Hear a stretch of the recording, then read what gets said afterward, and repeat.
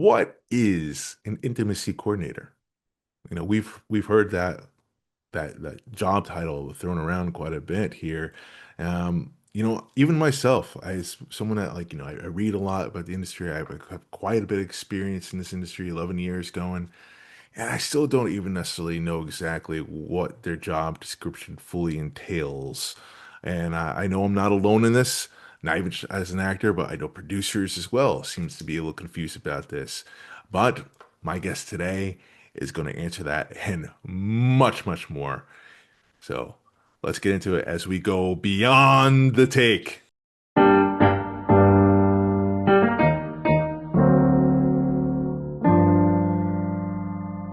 What is up, ladies and gentlemen? It is me, the host of Beyond the Take podcast, actor and producer as well, here for another episode.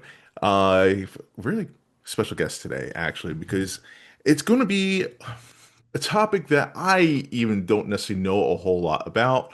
As far as like intimacy, intimacy, I can't even say the word, right? Intimacy coordinator, what they bring to the table, what their role is exactly, and how that is changing the game. But also, she has experience being a strike captain, and I think there's a lot that we could dive into right now as SAG-AFTRA goes into negotiations with the studio. So, ladies and gentlemen, she is a podcast host. She's an intimacy coordinator. She is an actress. She has a memoir out right now called She Evolved. Give it up for Kristen Elizabeth. Thank you. Thank you so much. What an introduction. I love it. It's a little bit of the wrestling background, a little bit. That makes perfect sense. How are you doing today? First off, this is our first time meeting. Yes. So, Yeah.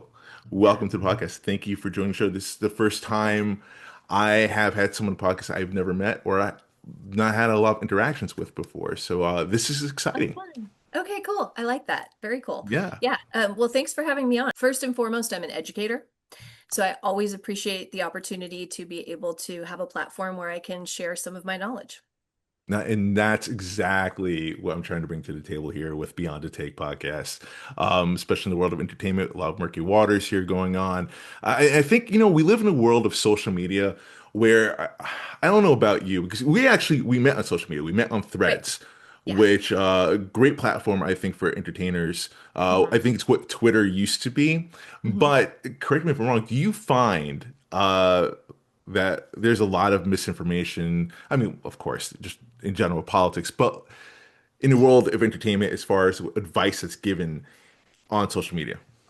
Let me put it this way, and this is the only time I will get political in terms of politics.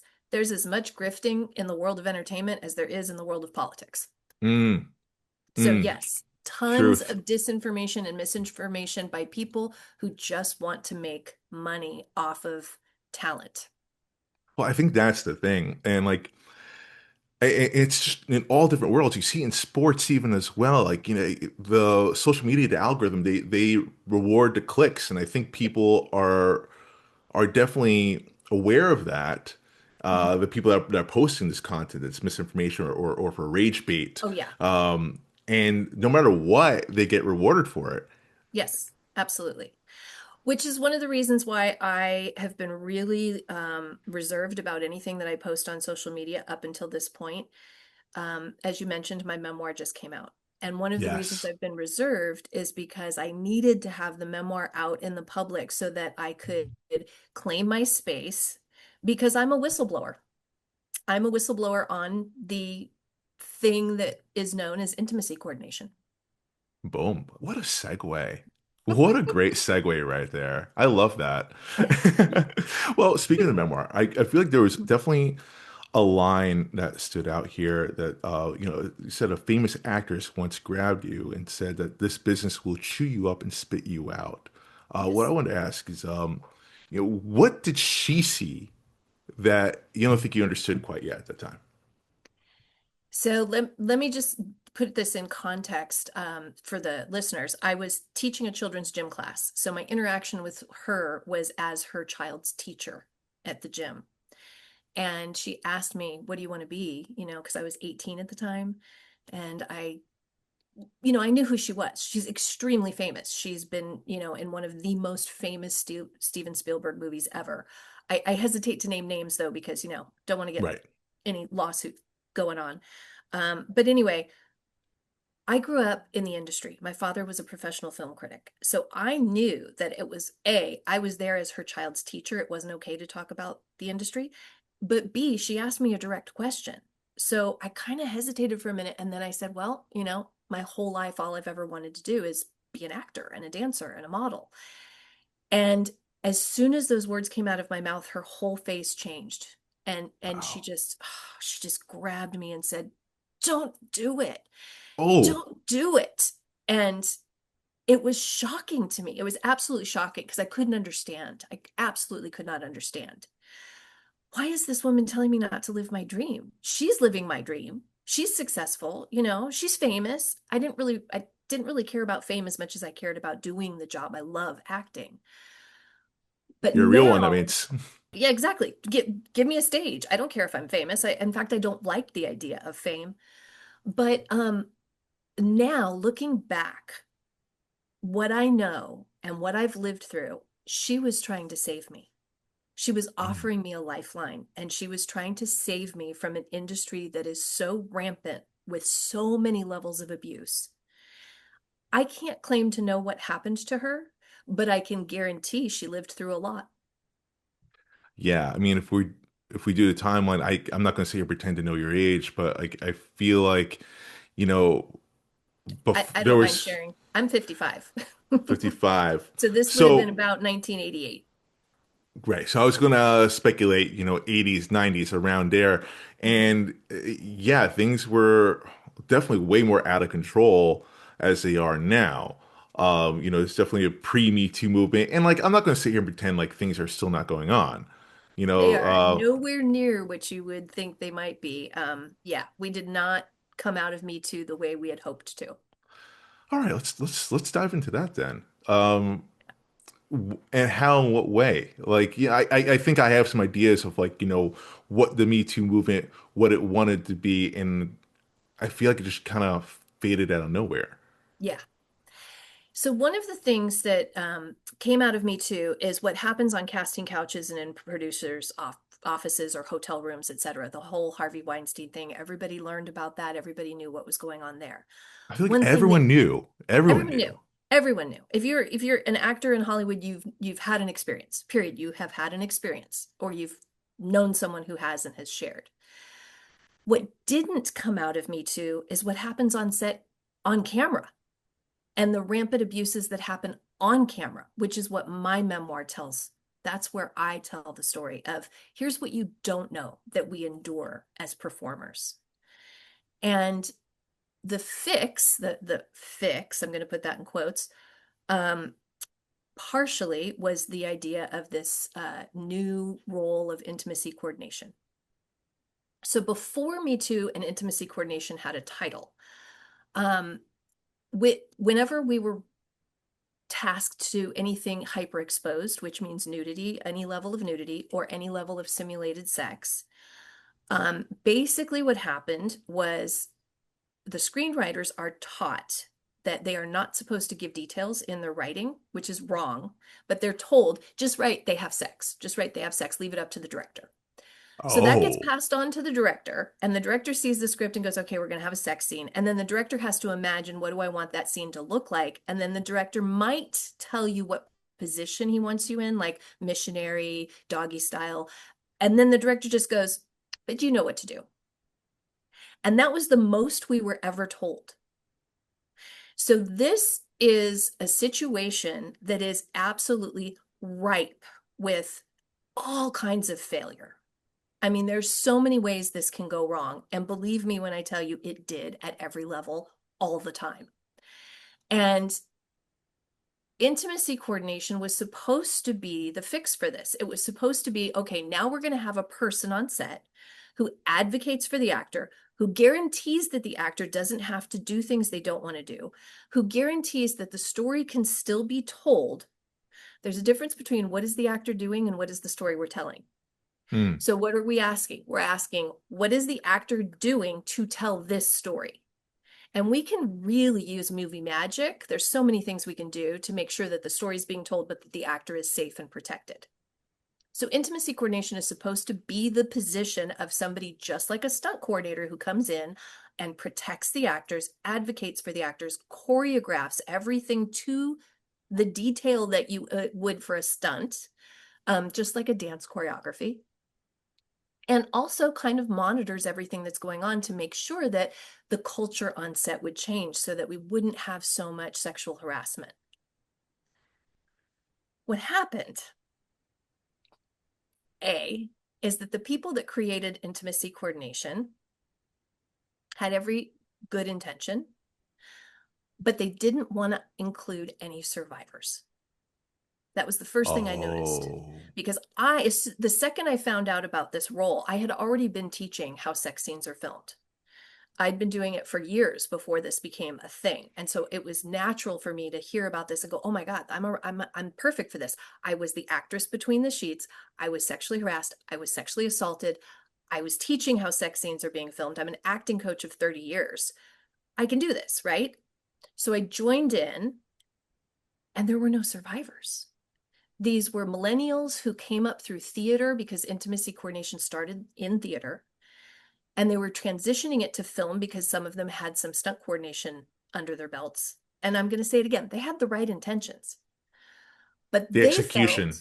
they felt that the trauma that survivors had was so great that they said, we don't want to deal with that. We don't want trauma. Your trauma makes us uncomfortable. That's what I was told. They told me flat out, They your literally trauma makes, said that? they literally said that to me. Your trauma makes everyone uncomfortable. That is a direct quote. Wow. But it's your trauma that's your, oh, I hate to say, kind of like your superpower in a sense for this type of role It is. to It help. is. That's how I can claim that I'm an expert in this, Right. right? Because I lived the experience of it. They didn't. So what happened is they said that to me and I walked away. I was like, I'm not going to work with you people. I can see the writing on the wall. I know exactly where you're going to fail, and I'm walking away from you. And I'm just going to do my own thing in my own little corner of the world. I was never intending to teach it. I was just like, I'm out. I'm done. Y'all do your thing. Well, what Wow. ended up happening is they got some pushback right in the beginning from the Producers Guild and Directors Guild. So originally, intimacy coordinators were called intimacy directors because truly, if you know what you're doing and you're doing your job correctly, you take over that scene and you direct that scene for the director on the director's behalf with the director's vision. That makes So that, sense. we're the expert in this one thing, so I'm going to come in and be the expert in this thing and I'm going to direct it. Well, the Directors Guild said, oh, no. You can't call yourselves directors. So they took that away immediately. Oh, So wow. now we have to be intimacy coordinators if we're working in film because we're not allowed to be called intimacy directors. And if you'll notice on the cover of my book, I put in a director's chair with intimacy director. Mic Yeah, drop. that's my fuck you to Hollywood.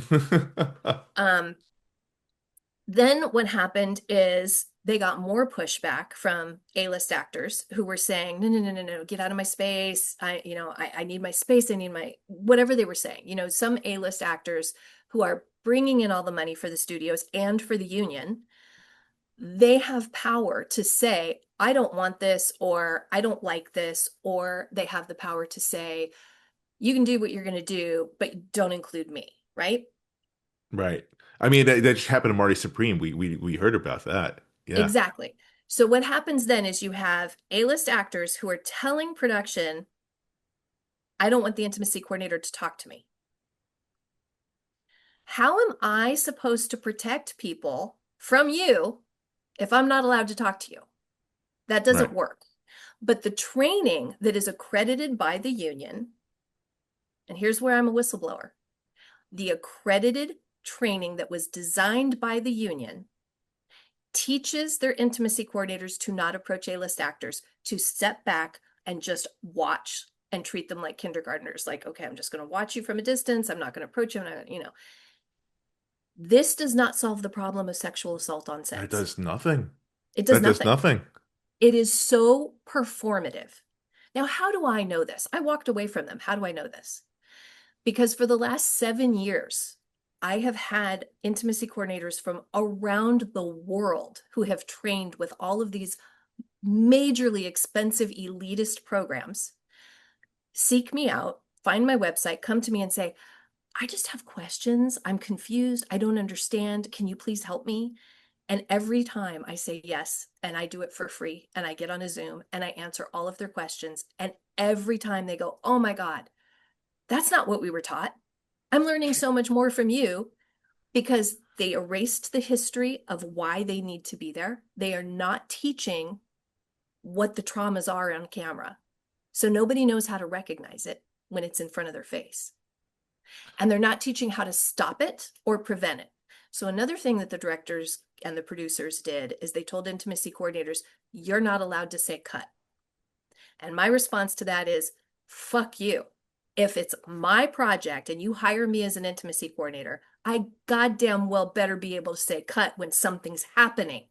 Now, Or is a stunt coordinator, are they allowed to yell cut or no? what do you think? If a stunt's going wrong, if something's about to go south and somebody's about to get their hand cut off, do you think a stunt coordinator is going to yell cut? I have not seen it personally in my experience, but I haven't are they either. allowed to? I haven't either. So I cannot answer in terms of are they allowed to, but I have experience knowing that stunt coordinators will absolutely stop something in the name of safety, So then what's the difference? right? Like that's crazy. What is the difference? It's all about power. And so these people who created this, who had the best of intentions, they got sideswiped and they created a situation that made problems worse than better. That's So sad. I have heard from their students for 7 years how these training programs are run, what's being taught, and how it's being implemented. One of the biggest problems is these programs for intimacy coordination, first of all, cost about $10,000 to become an IC, certified and accredited, Out of your own pocket. out of your own pocket. Jeez Louise. It's elitist because of that. And it's an incredibly gate-kept profession. They don't want anybody to know their secrets. Who are you Which is protecting? which is why we don't know so much about it, I feel like. Exactly. So my next book, this first book that I wrote is the proof of my experience, the proof of my expertise. I'm also now writing the textbook, Film Intimacy, a guidebook for every filmmaker, because there's no reason to have this gate-kept information. The problem with that is then people assume and they go out and they make mistakes because they don't know what to do. Why do you think the industry is doing this? Why do you think the industry's doing this? I'm going to throw that back at you and see if you have the same thought that I have. From the sounds of it, from what you're saying, it sounds like, I feel like a lot of different corporations and different industries are doing this. It's just pretty much just a check mark for them to look good, almost like a publicity stunt. Same with like, you see corporations talking about, DEI, or they talked about, being LGBTQ friendly, but yet it's just a check mark. They're not actually doing stuff. And the moment they get pushback, they just reel it back real fast. 100%. It goes a little further than that, but you're on the right track 100%. And I'm glad you mentioned DEI and LGBTQIA, BIPOC, all of that, because here's the thing. In the accredited certified training programs, you are required to study mental health first aid, DEI, LGBTQIA, BIPOC, and sexual harassment prevention. But what's missing is they do not teach anything about filmmaking. They don't teach set etiquette. They don't teach what all of the roles are. They don't teach even the vocabulary of being on a set. So you have people coming into this industry in this role where they're really excited and passionate about wanting to come in and save people and protect people and make sure that their, mental health is, taken care of and protected, and that you have great representation and that there's, diversity and inclusion, but there's no filmmaking training. Wow. None. And that's the So biggest you, part. it's the biggest part. So you have all these people stepping on set going, well, I am a certified accredited blah, blah, blah, blah, blah. And they get in the way maybe, or they just don't know what to do and they don't know how to talk to all the different departments and they don't understand the lingo. And it's a recipe for disaster. Especially So that we, role. Yeah. especially that role. So we have had for the last 6 to 7 years, we've had a massive amount of pushback and complaining about the intimacy coordinators on set. And it's with good reason because the training is so bad. Part of this problem is that yes, the industry doesn't want the fix because that takes away the power. They don't want somebody to come onto the set and say, you don't get to do that on my set. So when I'm on the set, it's my set, right? If you're on set with me, it's also your set. I'm not saying that's a me thing. I mean, the collaboration of this art for every person in every department, we can claim, this is my set. I'm working on this set. This is my set, right? And every single person has the responsibility when they see something going wrong to be able to say, not on my set. Mm. Hollywood doesn't want that. Yeah, because they view it as their set.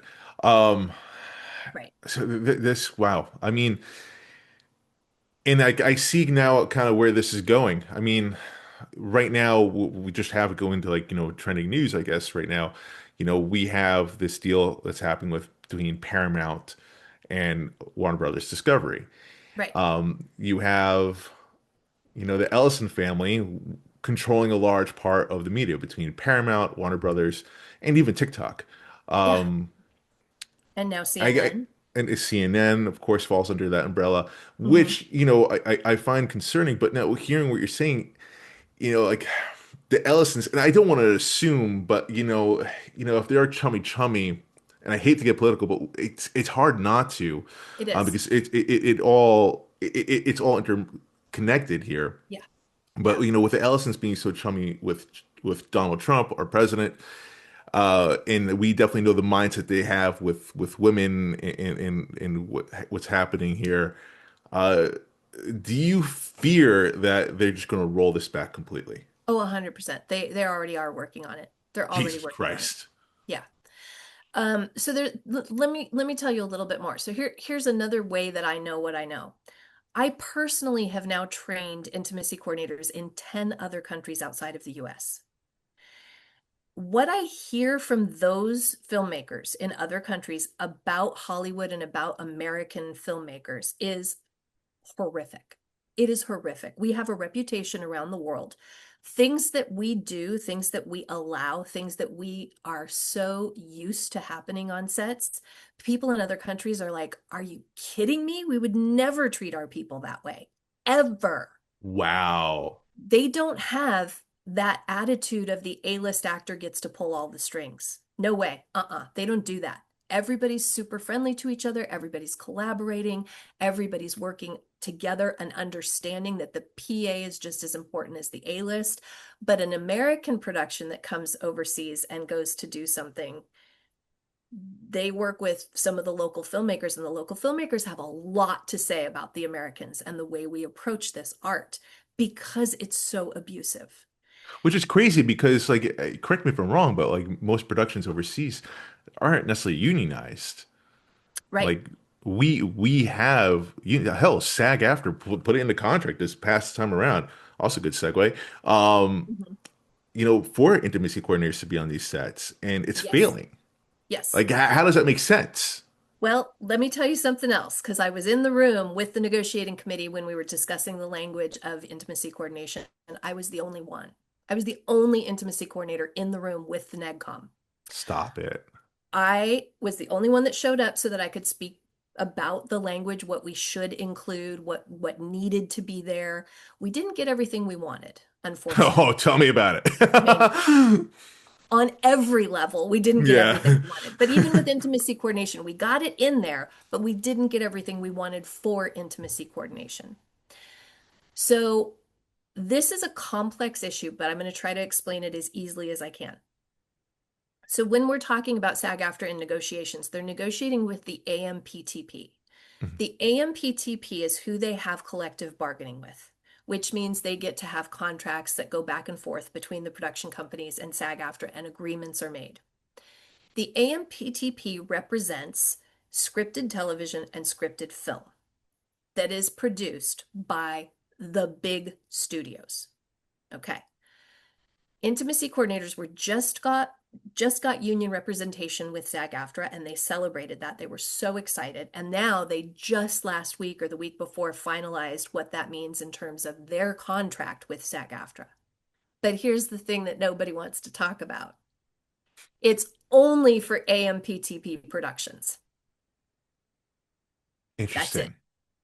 So intimacy coordination on every other production, reality TV, anything that's filmed outside of the purview of the big studios, which is the majority of filmmaking around the world, Right. has zero responsibility in terms of intimacy coordination because there's no contracts. There's nothing binding. There's nothing requiring it. SAG-AFTRA says we need to have an intimacy coordinator on every set, but they cannot enforce that outside of the AMPTP productions Got it. because they don't have collective bargaining with indie productions. Now they Got it. can insist on certain things. I'm not trying to say that there's no intimacy coordinators on these other sets. There certainly are. There are a lot of really good intimacy coordinators out there doing good work. But I'm just trying to explain the politics of this and the contractual obligation of this. So it's so narrow that a handful of intimacy coordinators have these jobs and they're gatekeeping it away from everybody else, and they're making sure that they're the only ones that keep this knowledge and that they're the ones that get these jobs that have this protection. Wow. Wow. And now, we're in the middle of negotiations. I mean, what do you think this is going to look like here? I mean, um, well, or maybe what do you hope to see happen with the next round of negotiations when it comes to this? What I hope to see is I hope that the AMPTP learned from these last 2 years and how Hollywood has just done everything wrong over the last 2 years in terms of storytelling and support in terms of, real talent. They've taken all financing away from anything new, unique, different. They don't allow for new voices. Um, they're rolling back everything in terms of the political climate. Um, what I'd hope to see is that they learn the lesson from all of that and go, we need to get back to new and different and unique voices. We need to get back to protecting talent, and that includes crew. When I say talent, I'm not talking about just actors. When I'm on set, I'm protecting cast and crew because the crew is also talented, right? They're Absolutely. people who have studied their craft and been in these jobs for years. Crew members are starving. They're losing their homes. They're homeless. I can't tell you how many GoFundMe campaigns I have seen It's so for sad to see. Like, and it, you're talking about it's the worst of it. Like, from what we know is like, everyone's been leveling down because there's yes, such fewer jobs. Like, I literally saw someone I knew that was an AD was working a PA exactly. because he needed to work. He needed to be on Exactly. set. And you take what you can get, right?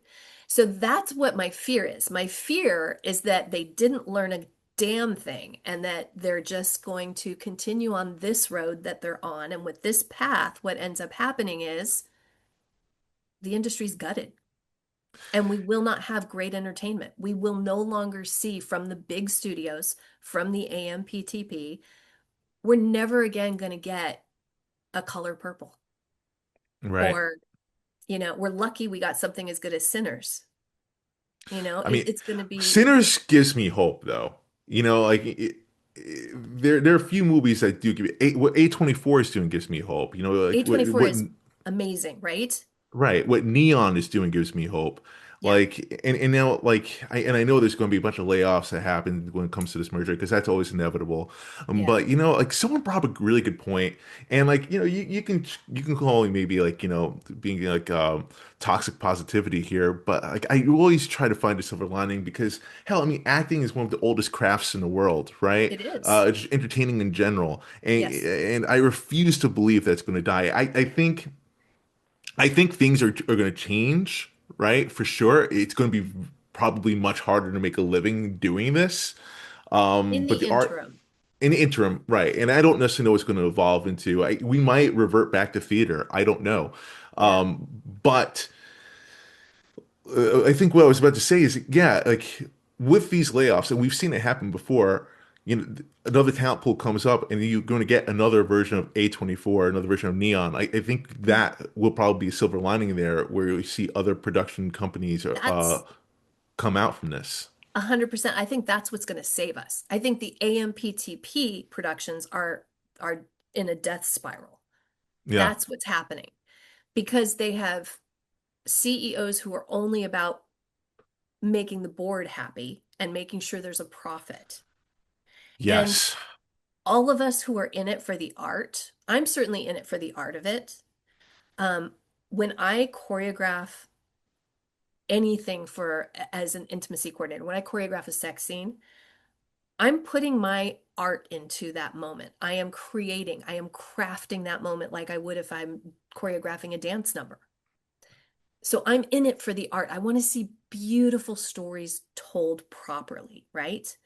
Um, there are so many of us that feel that way. So there's our silver lining. The artists are never going to stop being artists. We just have to find financially how do we make this happen and how do we get our art seen? And there's good and bad. Social media, I personally hate it. I hate what Same. it does to us psychologically. I think it's horrific for mental health. I think the disinformation and the bots and the AI and all of that can, The put a algorithm gash. too, like and like what these big tech CEOs are doing, it's almost criminal. It is, And yeah. they're not held accountable at all. But with things like social media and YouTube, we can, if we want to, have a platform where we can try to put our art out there and try to reach people. Here I am. That's how you found me in my book. I'm on Exactly. social media because that's all I can do in this climate and in this world is to say, here I am, just try Right. to Well, be it's seen. a double-edged sword. I mean, like with social media and just like AI as well. There are good things. You can use this for good. Yeah, But however, it's the bad is what's taking over. It's what we yeah, hear about the most, and it's what we see the most because it's unchecked. It's completely exactly. unchecked. Exactly.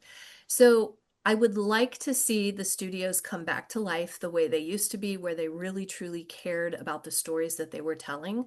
But I don't really think that that's going to happen. I think that we're going to have an interim transition where filmmakers outside of the AMPTP and outside of the studios are going to do the A24 thing. They're going to up and come through other venues because they have no choice. And you're And seeing it too. You're seeing it. Like Bleecker Street is another mhm, one on the rise. There's a few on the rise here.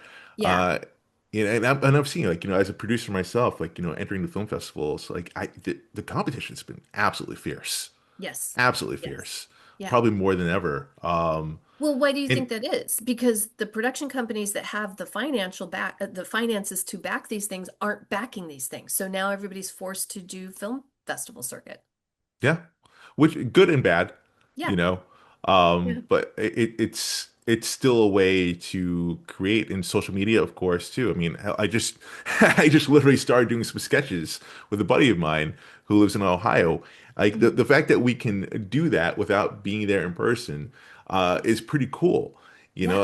and that's another way to embrace what's going on to keep up with your craft. Right. You So know, and true. I said about theater. I mean, theater. I'm starting to see a little bit of a rise of like Emergence. indie theater. Hmm. I hear LA actually is they have a A lot rising of live theater scene shows. over there. Yeah. Yeah. Yeah. I've heard a lot of that. It's interesting you said sketches, and this made me think. I had a student in Spain yesterday ask me, um, do intimacy coordinators ever storyboard? And I had Oh, never that's a been great asked question. that before. And I was like, oh my mind's just spiderwebbed into like, oh my gosh, we could do so much with that. Right? That is So, amazing. Yeah. so yeah, I mean, so many good things can come out of this if we do hold on to those silver lining thoughts and if we do hold on to the passion that we have for our art and our projects. But the downfall is the financial aspect. Yeah. No, that's the big thing. Yeah. Look at what actors are being told to do now in terms of their audition process. Oh, trust me. I I got the saw whole. I saw a union production audition instruction sheet that was sent out this last week that said You're inside Home Depot. You walk down the aisle, and then it cuts to you in your car, and then it cuts back to you inside Home Depot, and then it cuts back. And it was like actors are Yeah. expected to do that for their audition? I've only seen that with commercials, and I've only experienced that with commercials. I haven't necessarily experienced it so much with like, regular film and TV, but the commercial ones, it's like, what the f like, what do you Right. Yeah. in 24 hours notice? Okay, I guess. I keep my agent happy and So now the actor is expected to be the producer and the director of all of their auditions with all of the equipment in their own home. Actors don't make money. or not even in your own home. Like sometimes Yeah, like, I had yeah, one I on had to go to a location. train station. I Yes. literally had to go to a train station. I have a buddy of mine Okay. film this stuff. It was wild. It's crazy. Okay, I'm from the days when we literally pounded the pavement. So I would have to go to a brick and mortar building and order my headshots, pick them up in person, put my own resume on the back of them, staple them Oh, I together, remember these days. mail I them remember it. out. You remember those days? Yeah, the black and And white. every audition that I had was in person in some studio or office. I got paid for most of my callbacks. They don't do that anymore. Oh no, yeah, we don't. No, I never experienced that one. you didn't? Yeah, back No, in the day, back in the early 90s, if you got a callback, you got paid because that was in our union contract. If it was a SAG-AFTRA production, you got paid for your callback. it's crazy. Like now you notice the wording that they're using. No memorization required because they don't want to pay. Like because now that was made that was brought up in the last It was. SAG after negotiations. It was. Yeah. Speaking of the SAG after negotiations, because I could reminisce all day about the good old days. But going Right. back to the SAG after negotiations, Yeah. you were SAG a strike captain the last time around. We had Fran Drescher lead the way over there. Now we have Sean Astin, Rudy leading the helm there. Yeah. Um, He's a good you guy. He's got all the okay? right intentions. Because I was about to ask you, Yeah, you know, I don't necessarily know if you know Sean at all or if I you had any do. I dealings with know. him since becoming a Abs SAG president. Yep, I do. Is, what is your hope, I guess, in the new leadership? Is there a difference between Fran and Sean? Are there similarities? Is there cause for concern? Because I feel like Fran, I was all about her. I was with it. I wanted to pick a line in New York and in LA. I was all about it, and I couldn't help but feel really let down by Fran, really let You're not down, alone.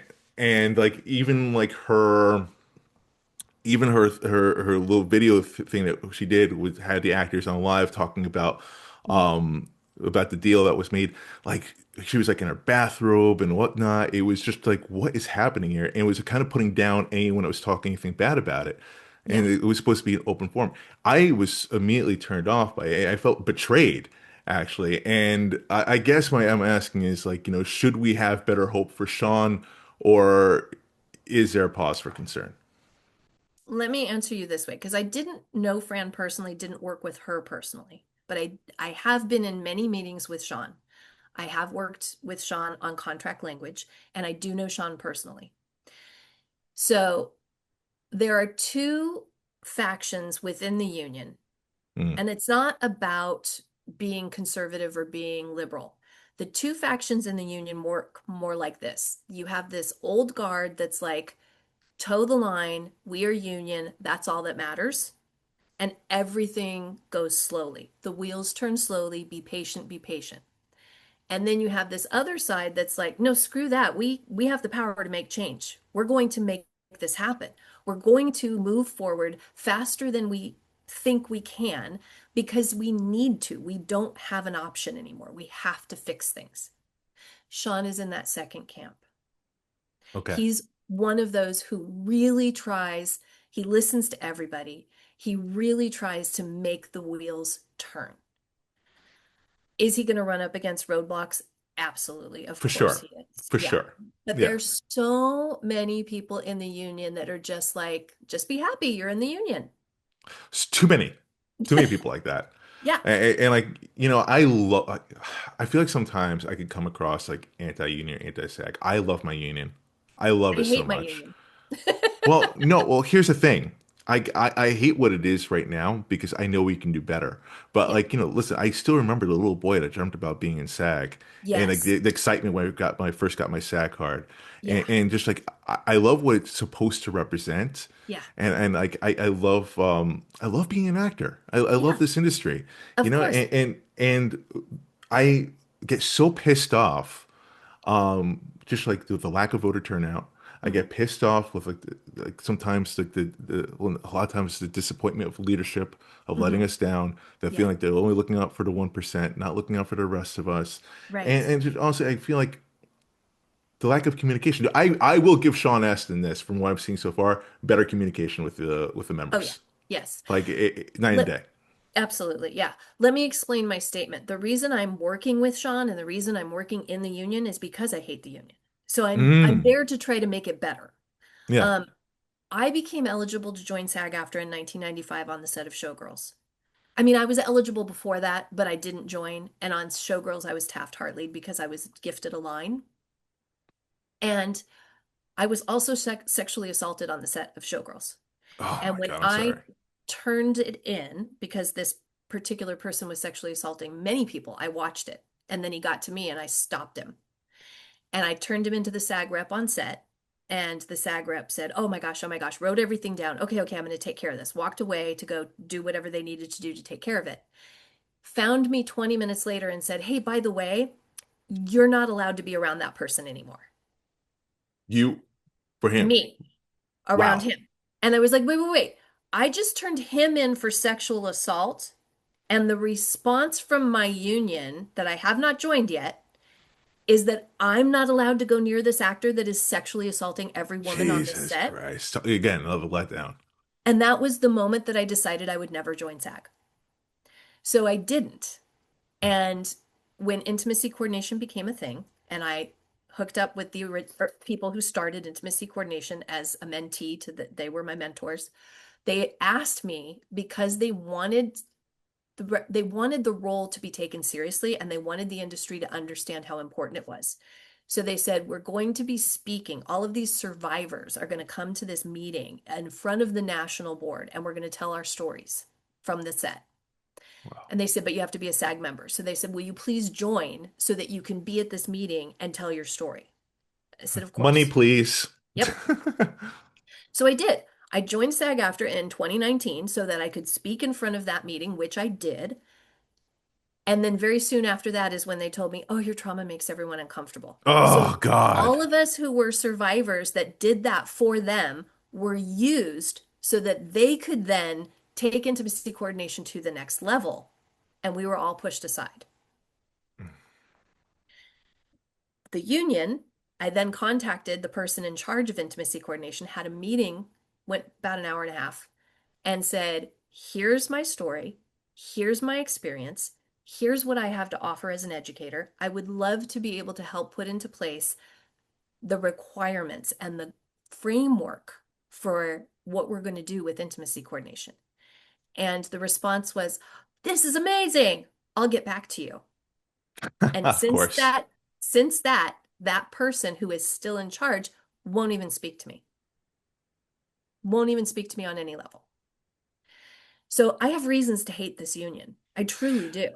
But Yeah. I'm not No. hating on it in a way that I'm not going to have anything to do with it. I care about this art too much.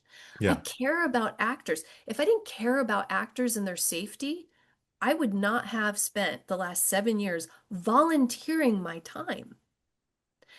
So you mentioned that I was a strike captain. I went to LA as soon as the strike was called. I think it was week 2. I went to LA for the first time. I did 1 week because I live up in Portland, Oregon. So I flew Oh, down to LA. I did 1 week on the lines at Paramount. I became a strike captain at Paramount. And I did a couple days at Sony. And then I flew back home. And then I went down a couple weeks later and I did it again. And I ended up getting sick online. Um, at the executive gate of Paramount, they had to call an ambulance for me. oh Super fun. no. Oh First Lord. medical emergency of the entire strike. Super fun. Oh, that was Um, you? that was me. Yeah. So I came back home and I thought, I don't want to not help. I want to continue to help. So I created the role of digital strike captain. And I became a communications moderator for every lot in Los Angeles. And I was behind the scenes on my computer live all day, every day that they were out there on the lines picketing. And I was the one behind the scenes making sure everybody knew where everybody was supposed to be, communicating, making sure connections were made. And there were two Y- of us that took on that role. And we also set up peer counseling for strike captains because the stuff that was happening out, and you were there, you saw some of it. It was hard. It was Yeah. hard work. Yeah. And stuff that was happening that we were having to deal with was really, really hard. So we set up kind of like these um, peer-to-peer mental health therapy sessions that we would do at the end of the day or, once a week. So in doing all of that, that's how I ended up getting connected to the negotiating committee. And they asked me to host some meetings that the negotiating committee could come into and speak to all of the strike captains. And so I hosted Zoom meetings for the negotiating committee to speak to the strike captains. And Sean was a standout. He was there at every meeting. He always showed up. He volunteered so much time to this. Um, so I would not have put in that time and that effort if I didn't care about what happens on sets. I do this because I care. But trust me, I want to walk away from this. This is not easy. That's sad to hear. I mean, like, because, I think we need more people like you that fights a good fight, that care so passionately about this. Yeah. Um, because times are tough, man. Times are Times tough. it's So, tougher than ever before. Oh, yeah. yeah, go on. So what I did is at the towards the end of the strike, almost at the end, towards the end of the strike, Michelle Hurd and I were in one of these meetings and we were discussing the language for intimacy coordination. She was the spearhead for that. And she was talking about all of the complaints that they've gotten about intimacy coordinators. Mm. And I was like, oh, thank God they know. They know. It's not just me alone in my little teeny tiny corner of the world where all these people are complaining. They're all these people that I sent to SAG and said, please file a complaint. They did. And so they've received hundreds and hundreds of complaints about intimacy coordination. And so Michelle said, we know that there's a problem. We need to fix this problem. Fran Drescher and I are working on it. And I took that as a call to action. And I raised my hand and I said, I have the fix. Like I literally have been sitting on the fix for 5 years at this point. And so I created the first and only nonprofit for film intimacy education. And so Wow. I created filmintimacy.org so that I can consult with filmmakers, producers, directors, other intimacy coordinators, actors, anybody who needs a consultation because they don't know what to expect. They don't know what's happening. They don't know what to ask when they're interviewing intimacy coordinators, that kind of thing. And I train intimacy coordinators all over the world. And I don't make any money at this. Not yet. I don't make any money at this. The accredited programs that the union gave the approval to cost $10,000. And I give more information. And I teach filmmaking. That's insane. That's So absolutely I insane. presented all of this to the union. They don't want it. Stop. Come No, on. they don't want it. Oh, Jesus. I'm sorry to hear that. Like that's the experience that you've been having. But like, at the same time, I admire your passion because, it, I think anyone else like they would walk away, I but wanted you're to, not but you're not. And but I'm not. that's a testament to your passion for this, but also like, just I guess your dedication to make this better. Yeah. And you're they say not all superheroes wear capes. Girl, you're it, Oh, you know? thank you. Thank you. Thank you. If you, I don't know if you got a chance to read any of my book, but if you Yeah. did read any of it, I don't want anybody to go through what I went through. I don't No, want and anybody to experience the things that I experienced on set that were normalized. And the things that happened to me, and I detail everything in the book, the things that happened to me weren't the worst of it. The thing that happened to me, I could deal with that. What I couldn't deal with was the entire room full of people watching it happen like nothing had happened.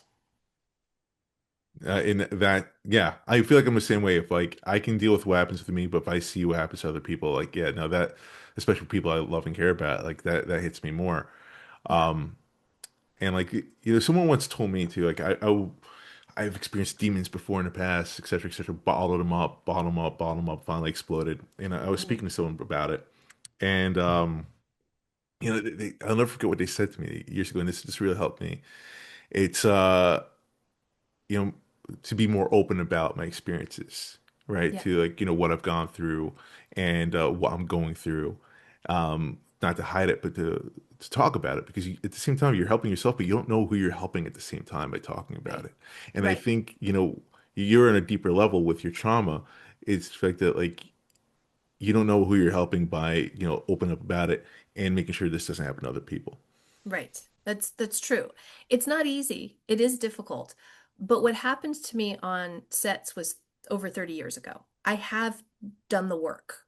Hmm. Those demons do not bother me anymore, and it certainly doesn't bother me to talk about it. And that was the problem that they had with me. I had to come to the realization, it took me a long time to figure it out. When they said your trauma makes everyone uncomfortable, what they were actually saying is your comfort in talking about your trauma and detailing it for people makes us uncomfortable. Yeah. How do we fix the problems that create the trauma if we can't talk about the thing that was traumatizing? We have to be comfortable with the uncomfortable. That's how we get progress. Exactly. We have to be willing, not even comfortable with the uncomfortable. We have to be willing to be uncomfortable for a few minutes. Better said. And and the thing that's coming out now politically with the Epstein files, I'm connected to a lot of Epstein survivors because I'm a Oof. survivor. And we're all working together. And I feel like I have to be connected to them because we're all survivors, which is what matters, right? We're all survivors of people who were in positions of power who abused us. And one of the things that I realized in connecting with that and in really doing some deeper work and in writing my book, I didn't realize this until the book was already being published. My agent in Hollywood tried to sex traffic me. How, like, I feel like I have so many questions here about that. Like, how, why, like, how did that come to be? Like, how did you find out about that? Just to give you an idea of the level that we're working at. The same agent that got me into Playboy and into the movie Showgirls, same agent. Before I got those big jobs, what he started with was he was sending me to men's homes, private homes by myself, where men were paying him to do a photo shoot of me, nude. But here's the thing that guy didn't know. I was already a stripper in Hollywood. I have street smarts like nobody else. I mean, I have street smarts in spades because I grew up in Los Angeles. I grew up taking the metro. I mean, I was a child of the 70s. So, by the time I was 12 years old, I was taking the bus by myself from the valley all the way over to Hollywood to meet up with my dad so we could go to a screening. So I understood the world around me. I understood the dangers. My dad taught me how to understand dangers and how to look for people who would try to pick me up off the street, kidnappers, sex traffickers, etc. So every time I went to one of those jobs, and I didn't know until I showed up, I was just given an address and told you've been hired to do this modeling job for a lingerie shoot or, whatever. I'd show up to these homes and there's a guy and it's his house and I'm alone and I'm expected to go in and do a photo shoot. Well, luckily for me, I had all this experience in my life so that I went in with that and I played a game of chess every time. And I never let them anywhere near me. And I had such an attitude that they realized that they couldn't do what they had anticipated doing. Wow. When it was happening to me, I just thought, my agent is just an asshole. He's just being a jerk. He's just sending me on these jobs that aren't really jobs. And maybe he's just trying to get me more experience before he sends me to the bigger stuff. All the things that you're programmed with in Hollywood, that was the programming. So I never had a full and complete realization of it until I started reading about survivors of Epstein and sex trafficking and started diving into what does that actually look like. And that's when it dawned on me like, oh my God. What was the connection for you? So here's one of the biggest misconceptions. People think that if you Go to somebody's house by choice because you're told, I'm going to go to this house to give a massage as a massage therapist. And then you get there and they expect a happy ending and you're desperate and you need money. So you do the happy ending and then you go back home. People don't understand that that's being trafficked. Epstein sent the masseuse, the underage masseuse, to somebody to give them a massage. They asked for more, or they expected more, or they raped. And then that person goes home at the end of the day and gets paid. That's still being trafficked. Yeah. You're not trafficked just in the small capacity of, I've kidnapped you and you're being held captive and you're not allowed to go home. That's not the only way to be trafficked, but that's what I had thought. Mm. I was naive to it, so I didn't realize that it had happened to me. Jesus Christ. Isn't that insane? No, that's disturbing and upsetting, and I am so sorry that you went through that. That's But here's what's even worse. And this is in my book. I worked with girls on the set of Showgirls who were telling stories about their boyfriends. And what they really didn't understand is they weren't their boyfriends. They were a prostitute to a producer who set them up an apartment so he could come over whenever he wanted and paid for them to have an apartment to live in. And the girl thought, this is just my boyfriend. But the producer has a wife and kids and a career, and he just comes over on Thursday nights because you're his Thursday night girl. That still happens today. yeah, There I was are about to say that still definitely happens. so many young and beautiful and talented, and this is not a female thing, this is all genders. So many. All I want to do is be an actor. So I'm going to do the things that I need to do to be an actor, and they don't even realize that they are being trafficked and that they are prostituting themselves. They don't even know. How can this cycle change? Like, how can we finally break the cycle? Like, just the fact, just the mere fact I'm seeing Harvey Weinstein on trial again, and I don't know why I have a feeling that like this time it's going to go his way. Like, it makes me sick to my stomach. You see, I heard the news of Sean Diddy Combs today. His sentence has been reduced. You hear all these things right now. I mean, just as you talk about the Epstein files, you know, um, like no consequences. And if there are, it's almost like a slap in the wrist, and it's going to be undone.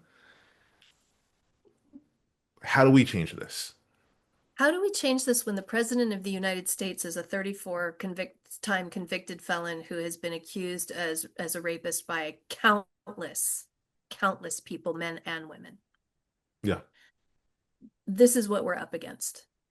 And this is why I can't stop telling my story. So here's the thing. I don't have anything to lose from Hollywood. I don't work in Hollywood. I don't work with the AMPTP projects. I am not an actor anymore. I can't be an actor anymore because the CPTSD that I have from what I experienced doesn't, I have so much disability in my body that I cannot physically take on being an actor on set for 16 hours a day.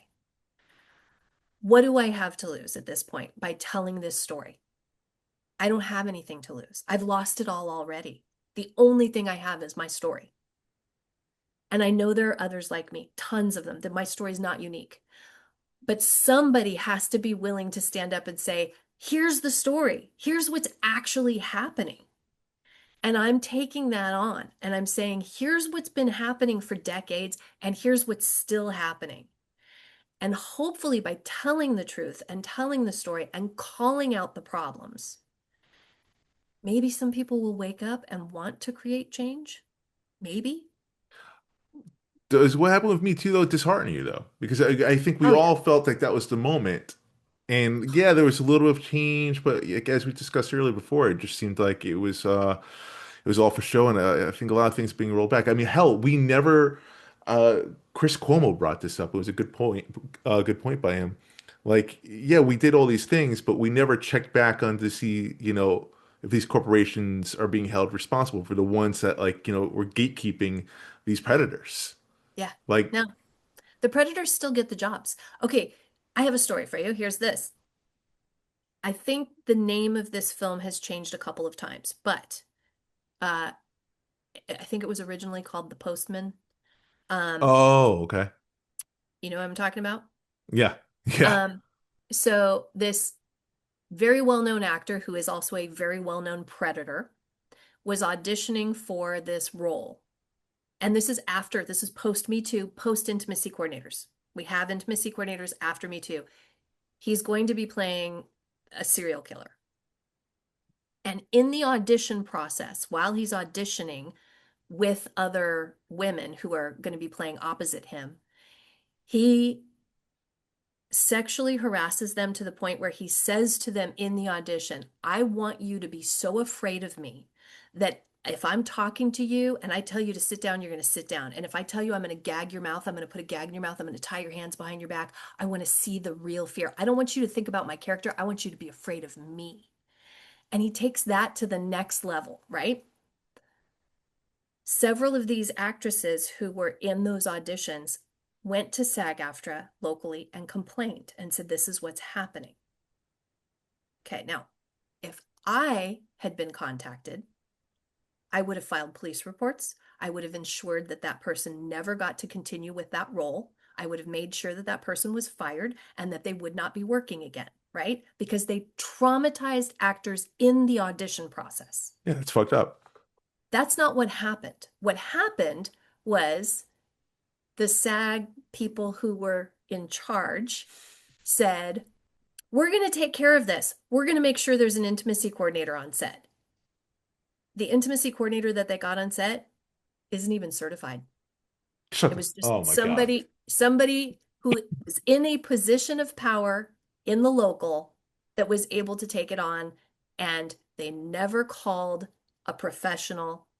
They never talked to the person who was the chairman of the sexual harassment committee. They completely sidestepped everything that they were supposed to do to prevent this from happening, and they allowed this film to film with an untrained intimacy coordinator. And then they went public. They took it another step. They went public. There are articles in the Hollywood Reporter and in Variety about how they were so excited that they took care of this and that they made it okay. So I always like to be hopeful on this podcast, I and mean, and like again, I don't want to be toxic positivity. There's a lot of negative that's going on here. There's a lot that needs to be fixed. Um, and it's some of the things that we're talking about. It's absolutely disgusting and appalling. Um, so that so like you here's the silver lining. Let me give you the silver lining. Let me give you the Yes. hope for this. Well, I was about to ask, is there any hope, Kristen? Give it to us, please. Here's the hope. If you see something, you stop it. You say something. Be empowered to stand up and say, not on my set, not in my audition. No. No is the most powerful word that you have. You know how I stopped that guy from assaulting me on the set of Showgirls? I looked him in the eyes as his hand was reaching out for my breast. And I said, did I give you permission to touch me? No, motherfucker, I didn't. Hell yeah. He was so taken aback by my attitude that he stumbled because nobody had ever said that. How dare we say that to him? He's a famous actor, right? I don't care who you are. I'm going to tell you no. That's the attitude that every single person needs to empower themselves with so that we can prevent these things, we can stop these things, and we can get rid of the people who allow this to continue. You're a badass. There's no two ways about it. You definitely are. You can be too. Yeah. Everybody can be. But I think there's a fear in this industry, Yes. because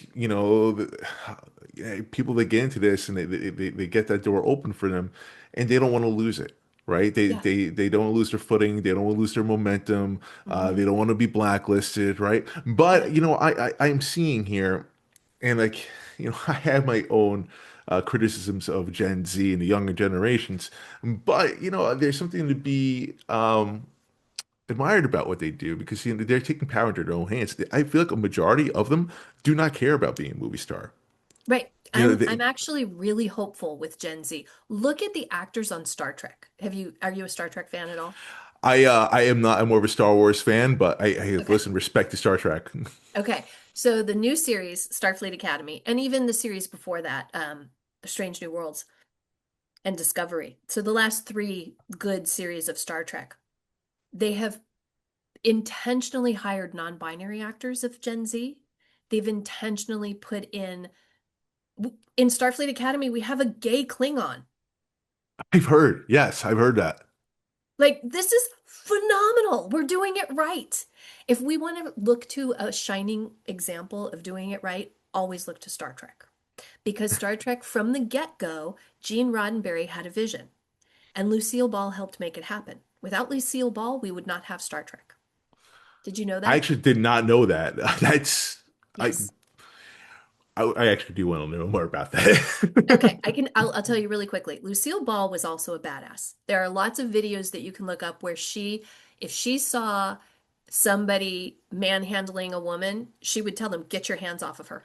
I've heard so many wonderful stories about Lucille Amazing Ball. woman. Yeah, Amazing woman. She was shot down, she was blacklisted, she was told she was not special, she was told she was never going to make it, she was told she wasn't funny. But then she made it and she had power. And the production studios said no to Gene Roddenberry. They said, no, we're not going to make this. Nobody will ever watch it. It's crap. And Lucille Ball said, y'all are wrong. This is amazing. This is a beacon of light. This is something that needs to be told because we need to shine a light on what could potentially become humanity in the future. And so she made it happen. She greenlit the program. that's amazing. I had Yeah. no idea about that. Yeah. Another reason to love Lucille Ball, man. Like, Right? she's one of one. She's a true trailblazer and has done so much for this industry that I think a lot of women, and I think entertainers in general, could look back on. Like, it all comes back to her. Yes. Um, Yes. Another thing, let me throw this out there too, because here's another way that we can be doing it right. One of the things that SAG-AFTRA does for if they're going to accredit an intimacy coordination program is they insist that you have scholarships available. You have to have, I think, 2 scholarships available in every class for LGBTQIA and BIPOC. And my response to that was no. Why? Because I'm going to open the doors so that the entire class can be LGBTQIA BIPOC if they want to be. I'm not going to hold 2 spots and make it so elitist that these people feel like that they're othered. No, I'm going to open the doors so there is no othered. And you know what happened? In the first year of my program, I graduated 40 LGBTQIA BIPOC intimacy coordinators. that's amazing. That's absolutely amazing. And it's stuff like that you never hear. You never hear And that. it's so cool to hear. Before I let you go, I do feel like we got off rails. We never actually fully answered the question here about Sean Astin and what do you think and how do you think his leadership will come into play here in this next round of negotiations and what he could possibly bring to the table for intimacy coordination and alike. Let me put it this way. I know Sean will do everything he can to make things better for the membership at large, but he's up against a lot of people that are going to not allow that to happen or they Mm, don't want that to happen. So when the failures come, it's not for lack of trying. If the failures come, I hope for success. I want him to be successful. He is genuine. He is a really genuine person who cares deeply. I mean, he never had to answer me. He didn't have to reach out to me and talk to me after those meetings. He could have completely ignored me. He didn't. He made sure that I felt seen and heard as somebody who came to him and said, I've been blacklisted. Please help me. right, right. So that And gives me hope. that is hopefully here. And like, but what I definitely heard there from that too is like, there's a lot at hand. There's a lot at hand on his plate here as he's entering these round of negotiations here with the AMTP. Yes. Um, and I think honestly, I mean, the last negotiations I think failed us in a Oh, lot yeah. of different ways. Like, I was pounding the table for more AI protection myself. You can talk to anyone that I know I voiced my concerns about with the glaring holes in the contract that you could drive a truck through. Yes. And I did social during the pandemic. A little background on me. I entered the world of social media managing and whatnot for businesses. And so I feel like AI kind of was first came to like that industry Hmm. before entertainment. That was its Yeah. first wave. And so I was seeing a lot of it, and I was reading up on it. I became very aware of what AI and its capabilities and what it's doing. Hmm. And actors alike, I don't think really understood it, and I think they undersold what it could do. And I was everything that's been happening right now within the last 3 years, what AI has done, I Hmm. called.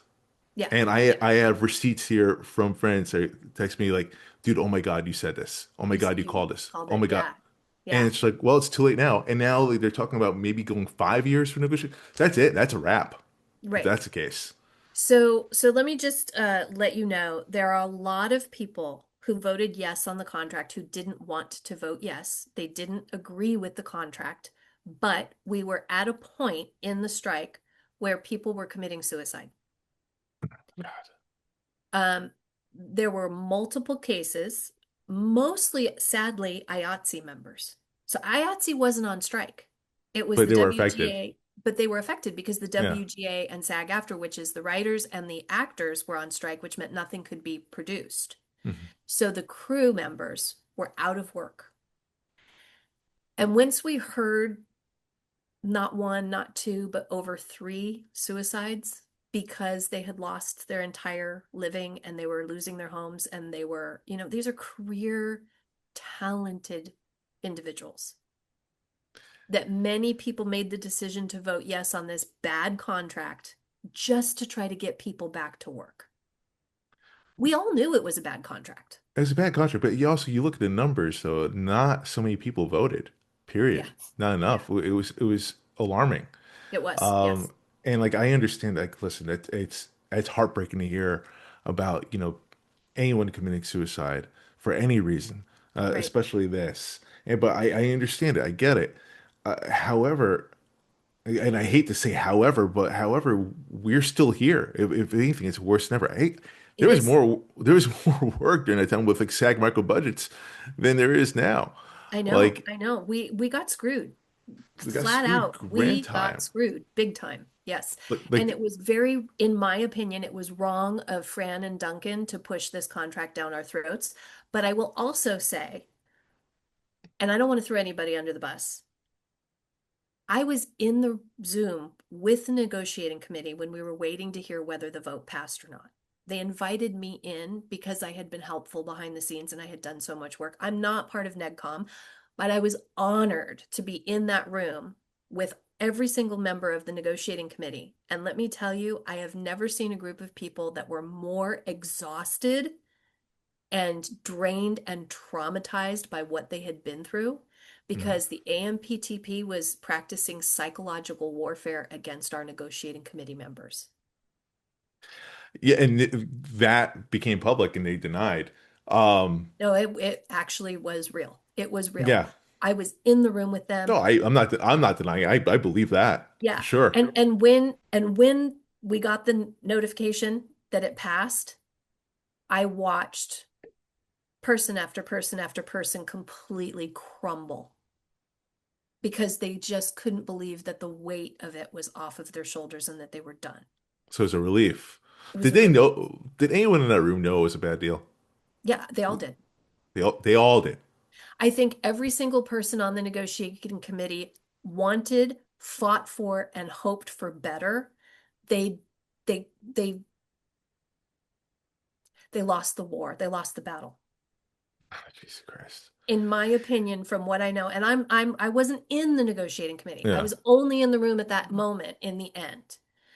And what I know is there was a massive sense of relief and we've got work to do. That was immediately it was, oh, thank God it's over. And we have so much work to do to get better. This makes me sad because and you always kind of knew it, how powerful the AMTP is, how powerful these corporations are. Because like we're focusing on the industry, but like there are many other industries out there where the corporations are just so strong, Yeah. and the unions have become weak over time. Yeah. because I can go on all day about this. I know we're like way over time that I was supposed to, but That's okay. I'm like, good for time. I don't mind. Sorry, we're giving you a really long podcast. yeah, Part but two like coming. yeah, I might have to, but like, we live in a capitalist society, and capitalism, I'm not a socialist by any means. Like, capitalism, I think, was meant to be good, but over time, within the last 20 years, we've turned into a stakeholder uh It's unfettered capitalistic capitalism society. now. Yeah, and the unions as a result have become weak, and it sounds like SAG was one of them. It just Yeah. became so weak that they all knew it was a bad deal, but they needed to push forward. But we're so far behind now. I mean, in terms of like intimacy coordination and whatnot, like those are guardrails that definitely need to be had. But then you look at AI by itself, and trust me, there's a plethora of reasons of why this deal is bad and what work needs to be done. But AI, number one, Hmm. if you're behind the eight ball on that, if you're reactive instead of proactive on that by itself, you lost. You've lost already. Yeah, And it's like now gone. we're 3 years behind the game when Yes. the studio's been implementing this since. Yes. I want It's to only getting better. clarify. Yeah, I want to clarify. I do think that at that moment, there were people in the room that really believed that they fought for a good contract. And I know that they really truly stood behind that it was better than what we had in terms of AI, because some of the protections that we did get and we had to fight really, really hard for, specifically to AI, were things like, uh, in my world, deep fakes are not allowed in any way. There was I can't remember exactly the parameters of this. I know it went all the way to the government. There were people from Hollywood Yeah, that went to the no, that was government. one of the things, yeah, that That was came to one the of the things government. that came Yeah. out of our negotiations for this contract is we were fighting for deep fakes not being allowed. We were fighting for nobody can nobody's image can be used without their consent and pay. So you get paid. If somebody AI grabs your face, you're supposed to get paid for that. Oh, but So it's that you're supposed to. You're supposed to. supposed to. So that I've been it's forced consent. Right. It's So forced consent. it's forced consent. So at that time, they felt like they had gotten at least something of a protection. And I think some of them really believed that it was going to be good. So I did ask a SAG rep about this because I saw background being cattled to on a set. I'm not going to name the set. Yeah, To essentially you're going to get scanned or you're going home, absolutely. right? That's a thing So now. Yes. that was the case. So it's like, oh, Yeah. so who's keeping track of that? If they're using their likeness, Right. because this is one of the things I was predicting that was going to happen. Yeah. So it's like, if they're reused in another scene, another season or whatever, right? And it's a big crowd scene. Who's keeping track of that? Are you guys keeping Right. track of that? They're going to get paid, right? Oh, we don't really have a way of keeping track. The answer was like, it's in good faith. It's just a good faith, Yeah. No, that doesn't do anything. Good faith right? doesn't do So anything. especially for a background actor, I mean, I Yeah. think it's easier to prove for like, say you have lines or whatever. It's easier to prove, Right. but like for a background actor. Yeah. I definitely know people who make their living doing that. They're Oh, I gonna do get too. robbed to pay. Most of the strike captains were full-time background actors. So I Yeah, know a lot of them, and they were fighting hard for this, so hard for this, because it wasn't just that you go in and you show up and you're required to be scanned. Once you're scanned, it's in perpetuity. exactly. Exactly. So it doesn't even Like, have to be the next season. It could be like, down the road or yep, spin-off project yep, or like, a sequel. yep, Um, and like, who's keeping track of that? Oh, it's in good faith. We're working on it, but we don't have anything yet. This is like year two after this contract. Like, what do you mean? yeah, What do you mean? Like, this is a right, joke. yeah. I was so aggravated about that. I had to like You, walk away just to right. calm down. Oh, I know. And you had every right to be. And it pisses me off too, like to no end. I've had my image stolen. I had a photographer do revenge porn on me, basically, where he Jesus took my Christ. nude images and sold them to magazines that I never modeled for and that I never would have agreed to. So I know what it is to have my naked image out there in a way that I never consented to, right? Talking about being So vulnerable. Jesus. Right. So even though that was before digital and before AI, it was happening. So I totally understand the fear of what if my image is taken? What if my voice is stolen? What if, because it happens, because it's real. This is not just somebody making up a fear. We have documented case after case after case of people doing this. So we know that this is the direction it's going in, right? Right. And I do believe that some members of the negotiating committee really believed at that time that they had put enough stop gaps in that it would stop that. Foolish. Foolish, foolish, foolish. Hey, listen, they believe that great. But I Hopefully they do, know better now, right? but it's too late. Yeah, Kristen, it's too late. I know that's Like the problem. like unless Sean, like is really educated and it really sticks to his guns, which I think then honestly could lead to another strike with this just topic alone, which I don't necessarily think this union could withhold, and I think the studios know that. Yeah. Like it's just I don't know. Again, try to be hopeful. This is probably the most grim podcast I'm episode so I've sorry. had. No, no, no, no, no, no. But like, it's not you. It's not you. It's what's happening itself here. It's It's the these industry. very real issues that we need to be discussing. Yes. Exactly, exactly. Um, and again, I hate to sound like a fear monger or anything like that, but this is reality. This is reality that we live in. And like, I am hopeful from what you're saying about Sean. It sounds like he has great intentions. Yeah. Um, it sounds like he does really listen. From what I'm seeing, his limited time so far that he's been in charge, night and day with communications, which was one of my biggest gripes with Yeah. SAG. Is like I feel like they did a poor job communicating to the members what's happening, Yeah. even like Horrific. minor things. Yeah, they did a horrific job communicating with strike captains. There was no communication about how to strike. We learned everything from the WGA because they had a plan in place. So at the end of the strike, I wrote and created with my other digital strike captain. I shouldn't say we wrote and created a strike survey at the end of the strike so that we could get all the information that we need so that we could then take that information to the union and say, hey, here's what you need to know from the strike captain so we can be prepared if this happens again. Sean saw my strike survey and said, "Oh my gosh." He's like, "I just took a class." I think he just got his master's degree. He was taking his master's degree at that time and he was like, "I just did a class on how to write surveys." He goes, "This is phenomenal." He's like, "This is what we need." So they were using my survey that I wrote and they created strike preparedness committees. And Sean was in charge of it. Wow. So now we have strike preparedness committees with information, real world information from the people who did this last strike, this big, huge thing that we all did. So yes, lots of mistakes were made, lots of miscommunication, but some of us stepped up and said, it doesn't have to be this way. Here's the fix, and literally handed them the fix. And they Right. are working on it. Well, we're not going to get everything we want, and that's negotiations 101, right? But like, Right. the things that we concede on, like, hopefully aren't detrimental to the future of our livelihoods, which I felt like this past negotiations were.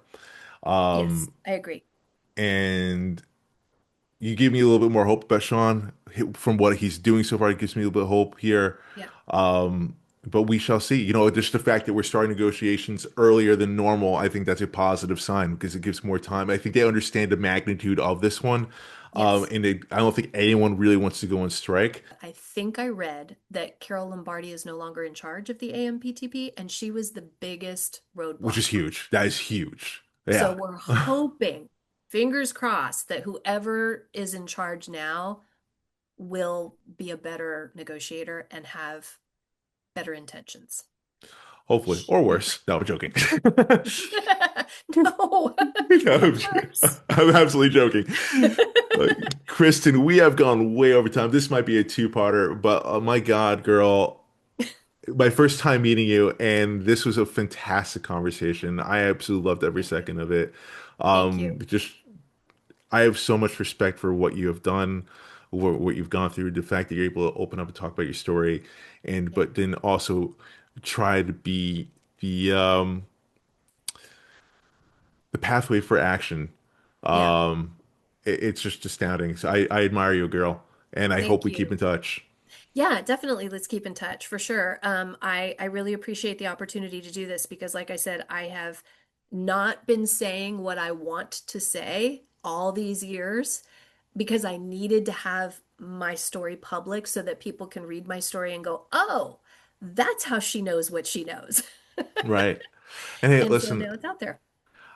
I'm a girl dad. Right. My Mhm. my little girl is 3 years old, turning four soon. Uh, Congratulations. thank you. Thank you. Proud girl dad. Um, recently she said that, she wants to be an actor like daddy. Mhm.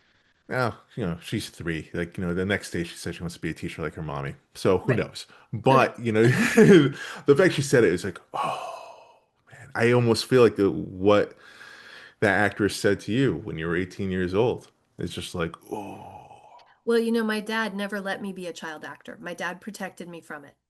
He yeah, was in the industry. He started as a performer. He was an actor. And he switched from being an actor to being a film critic, professional critic. And so I grew up in the industry. I grew up around more famous people than anybody could imagine. And I wanted that more than anything. And dad said no. Last year, my father passed away. And as I I'm was so cleaning sorry. out, thank you, as I was cleaning out his stuff, I found these letters from his talent manager, agent manager from back in the 60s. And I thought, why did dad save these? And I read through the letters. And then it dawned on me dad had been sexually assaulted. Oh, Jesus Christ. That's why he Wow. saved the letters. So he protected me as a child. But then once I became 18, I was like, I'm still going to do this. This is what I want to do, right? Right, What right. 18-year-old listens to their parent? Yeah, I don't know any. Exactly. Yeah. So I applaud you and I agree with you. Let her act in every safe way that you can let her act, Oh, but there's no way I could not, stop her from doing anything that she wants. I know that already, but right? even But she's but fierce. but But don't put her in the yeah, professional world of it because it is no. way too dangerous. No. And I hope that, like, it was just a moment, whatever. If it's something that she absolutely wants to do, hell, I do not want her being a child actor by any means. Yeah, But like I do know like this girl, she's a force to be reckoned with. I'm not just that's saying that awesome. as her dad. Like this is if you meet this little girl, like she is a little ball of energy. Love it. But I'm gonna if she wants to do it, she's gonna do it my way. I Yep. have to listen to what I say. Yep. I'm gonna make you hate it. And if you still love it after what I'm guiding you to do, then Hmm. girl, it's meant for you. Yeah. Like that's my attitude towards it. And teach her street smarts. Absolutely. But like like I was saying though, but it's people like you though that do give me hope for that. For if one day she wants to pursue this, that there are people out there that will protect her. They'll make Yes. sure it's because I'm not gonna be around forever, Right. and I'm not they're going to be by your side every single step of the way because I'm sure PA will guide me away. But Right. but at least there are people out there that are watching over her, that are Yeah. protecting her. And I think what you do is incredibly important. So thank you, Kristen. You're And so welcome. Thanks for having me on. you're more welcome back anytime, girl. Thank you. I appreciate it so much. Wow. Um, that was the most raw episode I think we've had here and Beyond the Take. A lot of stories have been shared here, that left me speechless, that I did not expect to get into. But it was important. It was important. I mentioned before that, like, Kristen's experience is her superpower. It might be the case. I was definitely moved. I was definitely educated. There are a lot of things I did not know about what it went into to be an intimacy coordinator, what their exact job functions were, or even the problems that went around with it. As we entered these SAG negotiations, like, I definitely was aware of like, the things that we need to fight for, like, stronger AI protections, jobs, et cetera, et cetera. But man, this is one of them. This is a problem. This is a problem that definitely needs to be fixed somehow, some way, to make people feel safe on set. I mean, hell, that's why unions were formed to begin with, right? Job protection and safety. Safety, this is a safety issue. If, the people that are supposed to be on this set to protect us aren't trained, the fact that some of them are taking these classes and still have questions about what their job is, that's failure on an epic level right there. And I'm not saying, for every intimacy coordinator, I'm sure there's some great ones out there. But man, I am blown away by what I heard. And the one slither of hope that I have here is, her connection with Sean Astin, the SAG-AFTRA president. As we head into these negotiations, sounds like he's also a real one. And, I just hope for a better turnout. I mean, that's all we could really hope for. But, I think it's important to echo what Kristen said. If you're on a set and you see something, right? To say something. As corny as it sounds, see something, say something. Like that needs to be said. We all worry about our own careers, right? But to what extent? You know, to see someone get harassed, to see someone get demeaned, see someone accosted on a set at your job where you're supposed to feel safe. What if that was you? What if that was your significant other? What if that was your child? What if that was your parent? Would you say something then to save your career? I'm sure you would say something. I think your love for that person would supersede, your aspirations. I hope. I don't know. Maybe I'm naive. I don't know. But I am hopeful. I am hopeful. And now I'm rambling because I'm just blown away, man. Blown away by the conversations that we had. So, if you're still listening, if you're still tuning in, you're also a real one. I love you. I appreciate you. Thank you. Like, share, subscribe.